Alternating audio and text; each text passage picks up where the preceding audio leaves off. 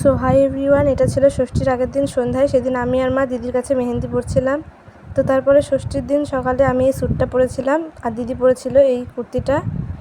তো তারপরে স্নান টান সেরে রেডি হয়ে নিলাম।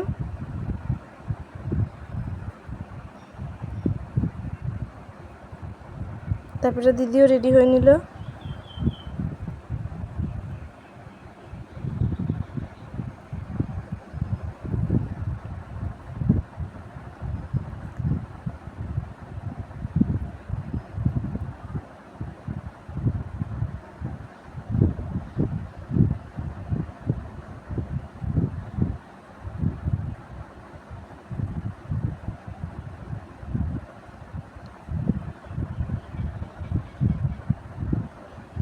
তারপরে আমাকে দিদি চাঁদের ব্রেসলেটটা পরিয়ে দিল। এটা আমাকে আমার দিদি গিফট করেছে।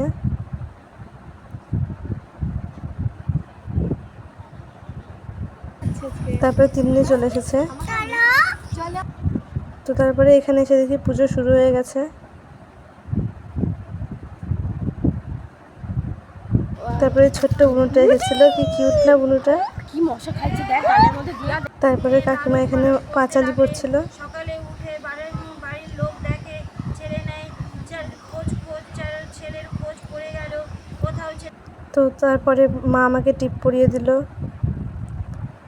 তারপরে আরও কিছু রিচুয়াল ছিল, সেগুলোই মারা করছিল।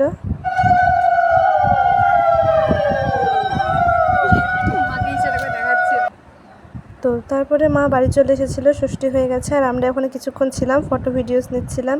তো তারপরে বাড়িতে এসে মা সুতো পরিয়ে দিল। তারপর সুতো পরে আমরা গিয়েছিলাম দিদার বাড়িতে।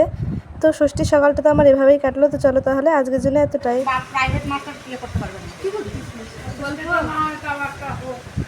না।